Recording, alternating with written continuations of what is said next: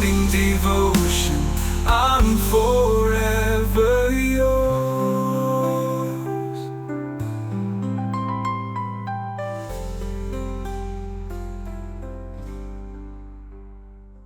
Praise God, hallelujah. കർത്താവ് നിങ്ങളെ ധാരാളമായി അനുഗ്രഹിക്കട്ടെ.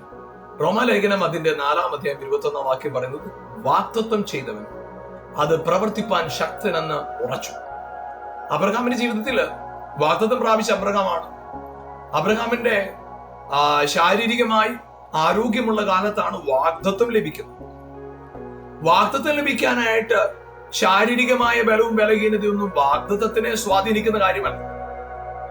എന്നാല് വാഗ്ദത്തത്തിന്റെ നിവർത്തിക്ക് വേണ്ടിയുള്ള കാത്തിരിപ്പ് പിന്നത്തതിൽ അബ്രഹാമിന്റെ വാർദ്ധക്യത്തോട് എന്നല്ല, വാർദ്ധക്യമായി, ശരീരം നിർജീവമായി, സാറയുടെ ഗർഭപാത്രത്തിന് നിർജീവത്വം ഗ്രഹിച്ചിട്ടും അബ്രഹാമിന് ഒരു കാര്യം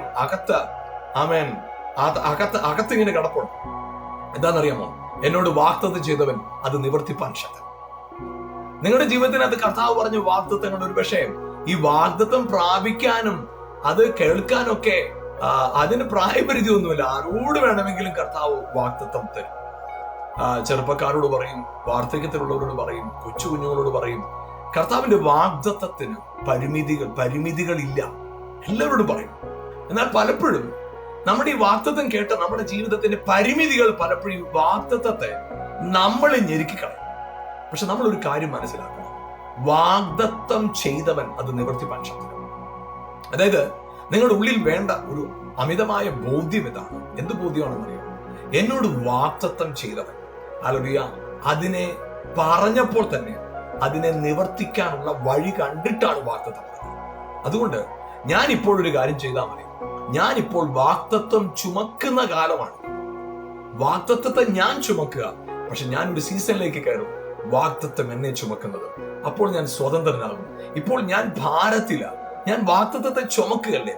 പക്ഷേ ഹല്ലേലൂയ, എപ്പോഴാണോ വാഗ്ദത്തം നിങ്ങളെ ചുമക്കാനായിട്ട് നിങ്ങളെ ഏൽപ്പിച്ചു കൊടുക്കുന്നത്, അതെ, ഇനി ഞാൻ എന്റെ കഴിവിനും പ്രാപ്തിക്കും ഒത്തവണ്ണമല്ല, വാഗ്ദത്തത്തിന് തക്കവണ്ണം, വാഗ്ദത്തത്തെ കണ്ട് പ്രാപിച്ച് അതിന് തക്കവണ്ണം ഞാൻ ചലിക്കുമ്പോൾ എന്റെ ജീവിതം അനുഗ്രഹമായി തീരുമെന്ന് വിശ്വസിക്കാം. ഇന്ന് പകൽക്കാലവും നിങ്ങളുടെ ജീവിതത്തിനകത്ത് അത്ഭുതങ്ങളുടെ ഒരു പകലായി തീരട്ടെ.